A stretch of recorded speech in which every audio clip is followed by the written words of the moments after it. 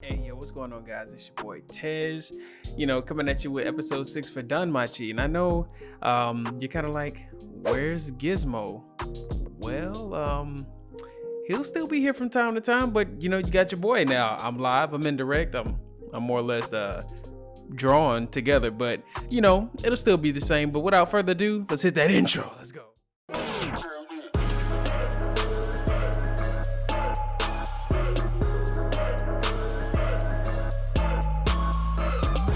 So, man, we're in episode 6 entitled City of Lust, and it kind of leaves you thinking, okay, what could be this City of Lust? Well, in Orario they actually have a red light district, which is called the Pleasure Quarter. So where we left off last time, Shigure and Makoto were basically discussing something or getting ready to leave. So as everyone was settling in for the night, Makoto sneaks out, she meets with Shigure, and the rest of the squad follow basically. So they get into the red light district, and it looks like you'd expected. Lots of women out, lots of nightlife, lots of people kind of indulging, hugging up on one another, and what I dare say, engaging in adulterous acts, fornication, I don't know. But it's just the general area for the get down in Orario. You'd have to expect it. There are a lot of adults and adventurers, and they have to blow off steam. It's just a natural part of life, I guess. So, as they're in the red light district, we're seeing Bale randomly show up once or twice, and he has like kisses all on his face, and we don't know how he has these kisses on his face. Like, it's just random. He shows up and he's got the flustered face and all these kisses, and then there's just ladies blowing and going woohoo at him, basically cat calling him, like, hey, little boy with the white hair and the red eyes. And then Lily jumps in, being overprotective Lily, because she has feelings for Belle, like, he's already taken, back off, just doing her thing in general. And he eventually gets lost in the crowd. Like, they lose Belle, which was funny enough to say, because they finally caught up to Chigusa and Makoto, and they were discussing why they had been there. So basically, Chigusa and Makoto went to the red light district looking for a friend of theirs who happened to be a noble who disappeared some years ago. And amidst the conversation, when it finally came to the end, they were like, yo, where's Belle? More or less, Wealth was like, yo, where's Belle? And then you see him get pulled into this crowd as the lady who actually grabbed a hold of him earlier, the sister with the fro, and he got swept along with the tide. But eventually we do see Belle pop back up, but he's still kind of lost in the red light district, and he doesn't know where to go. And eventually, he bumps into Hermes, and Hermes is like, oh, I didn't expect to meet you here, but I guess you are approaching that age, huh, Belle? And he was like, hold on, what? No, it's not like that. But he's like, yo, Hermes sama, what are you doing here? He's like, don't come out, Nas. Like, we don't discuss those type of things. So as Hermes gets ready to leave, he hands Belle this vial, and it's this strange liquid, and he's like, what's this? He's like, oh, that's an aphrodisiac. And then he just walks away. He's like, oh, hold on, I don't need this. But as he tries to chase down Hermes, he gets around the corner and kind of runs face first into a woman's chest. And I mean, this is a beautiful sister he just ran into. I mean, she looks like the twins that Oz usually runs with. And then she introduces herself as Aisha, and Aisha is Aisha is bad, boy, let me tell you. You couldn't, I'd have to give in. I would have to give in. I'm just keeping it 100. So as Aisha grabs Belle, and she's got a strong grip on him, like he's just like, yo, I can't get out. She pushed his face into her chest. And then like some other girls show up that look just like her. I mean, like, they all have that bronze, beautiful kissed Amazon skin. And they're like, oh, hold on, Aish, isn't that little rookie, the human who leveled up to level 3, the fastest in history? And they all kind of have this devilish look in their eyes, like, oh, I'm finna get a turn, oh, what's gonna happen? Like, maybe I could, I don't know what they might be thinking, but it couldn't be anything good. And as strong as they are, they basically drag Belle back to their home, and he's kind of like, what is this place? And eventually, as they get inside, someone addresses Aisha like, oh, Aisha's that your prey for tonight. And one of the girls jumps out in front like, no, no, Ishtar. So I'm like, if you look at him, you'll take him away. That's not fair. And Belle kind of recalls a moment he had with his actual friend, who basically she's I can't get her name right now. It's on the top of my tongue, but it's the elf lady who basically helps him with his missions and sends him off and things like that. But she tells him that the Ishtar family is one of the most powerful families in Araria right now, and he's in their house, and it kind of like, yo, this is where they thrive in the Redlight District.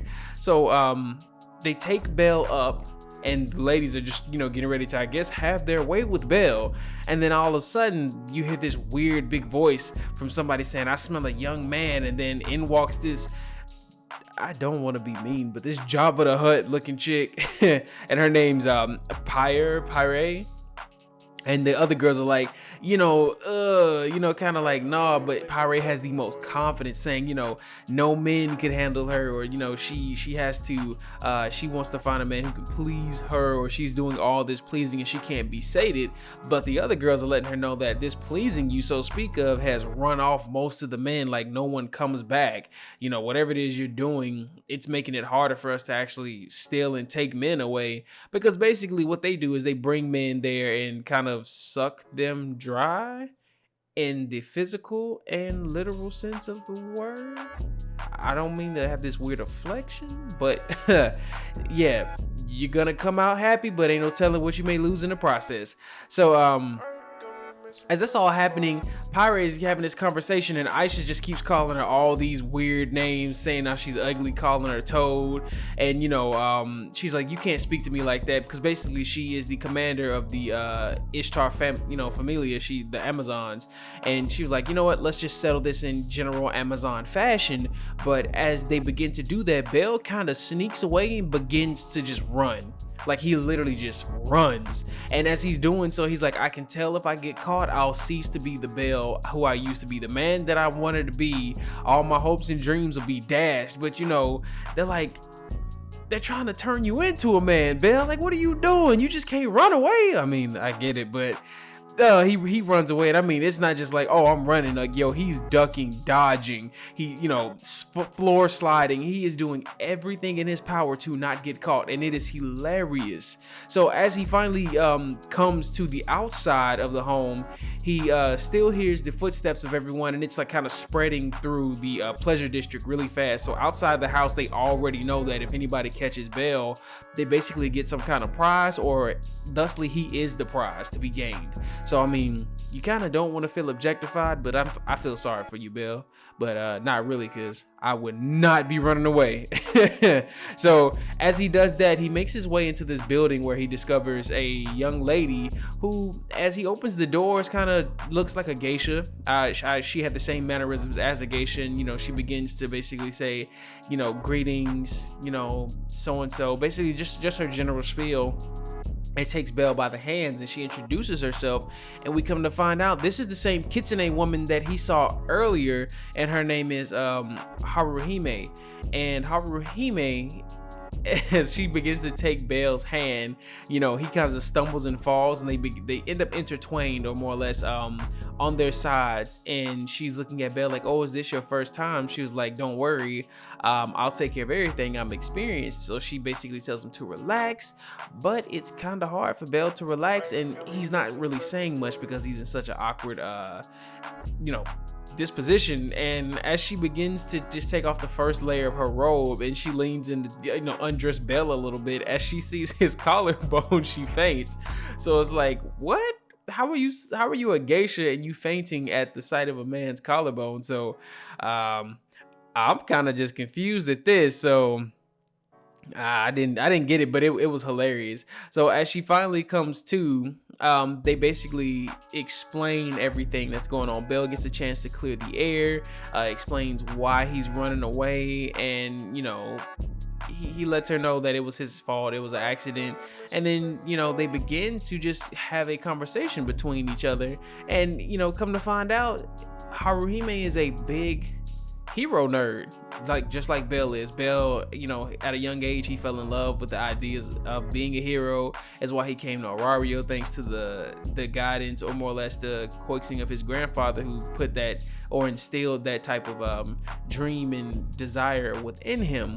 And it seems really nice, because you don't expect much from Haruhime early, and then you discover that she was, kicked out at a young age, which is pretty sad.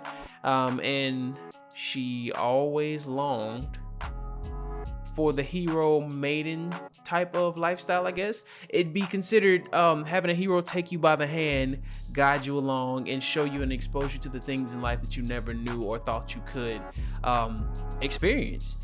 And she doesn't feel that way anymore, because, as she states, she's a prostitute. No hero would, deem her pure enough, because she didn't hold on to her chastity with all her might. Like, she gave it up for money, but she was sold into the actual Ishtar family because of angering her father at a young age. So I couldn't begin to understand that, and we don't really know all the details yet, which I'm sure they'll be flushed out again someday. They'll be flushed out. So while they're there, she makes a deal with Belle that if he continues to converse with her, this is prior to relaying some of the knowledge, that she'll lead him out in the morning when sun rises, so they begin to just talk. And from there, we get a transition scene into seeing Ishtar with Hermes. Now, this kind of made me laugh and kind of took me by surprise, because the question, or the more or less speculation I had, got answered by the end of the episode. So when he's in there having a conversation with her, he has this item that she was like, oh, did you look inside? Do you know what this is? Ishtar, as she's explaining things, she's more or less speaking about another woman and stating that she has a vendetta, or she's trying to one up or show this woman who the real queen is. Now, in my head, I'm like, who could this one lady be? Who could this one person be? And then, she was like, did you gain any other information? Do you have anything else? And he's kind of just like, I'm in the presence of a beautiful lady. Like, why would I lie? I have nothing else to say. But then she kind of disrobes and the lights go dark. And I mean, well, cue the sexy saxophone music. So yeah. And then once that's over with, you see Hermes the next morning kind of laying in the bed crying. And I mean, dog, he was sitting there like boo-hooing. I'm like, bro, did she just work Hermes this hard that he's boo-hooing? I don't know how to feel about this. I'm not sure what happened, but dog, she must have put it on him. So now what led to my actual speculation being proven right is that she states that, oh, this woman has an interest in Belle Crannel. And I'm like, there's only a handful of women who have a crush on Belle, but this woman, she said, I'm gonna show her who a real god is earlier. So I'm like, okay, Hestia isn't competing with anybody. She doesn't have any personal vendettas with someone I can think that may be on the same level as Ishtar, especially in the Redlight District. So I was like, there could only be one other person, and that's Freya.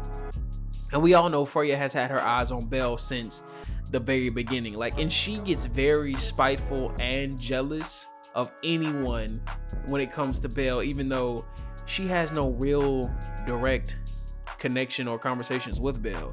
So I mean, I still don't know. I could be wrong, but I'm just assuming it's Freya, and I want to personally think that it's still gonna be Freya, because those two butting heads, like beauty and beauty, I think that's kind of all it could be, 100%.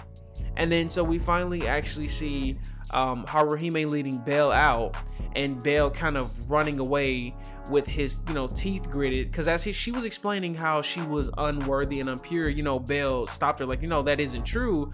But we all know Belle has such a kind heart, man. I feel like he's gonna go back for Haruhime. Like, he's definitely gonna go back for her. So guys, that's the end of my summary for episode 6. If you liked it, man, leave a thumbs up. If you didn't, leave a thumbs down. You know, I'ma say it always and forever. I appreciate it. It helps your boy grow. Lets me know you liking anything. Please feel free to comment. I really want to know what anybody thinks about this if you're actually watching it. Anything. If you're reading the light novel, if you're reading the manga, let your boy know down below. And then if there's anything else you would like to see along these lines, I'd be willing to take a look at it, give it a review, and we could, you know, just start a discussion on it. I can do some videos on it. Let your boy know. I'm putting the ball in y'all's hand just as much as it's in my hand, and I'm gonna keep pumping out content. But other than that, man, y'all have a great day and be blessed. Peace.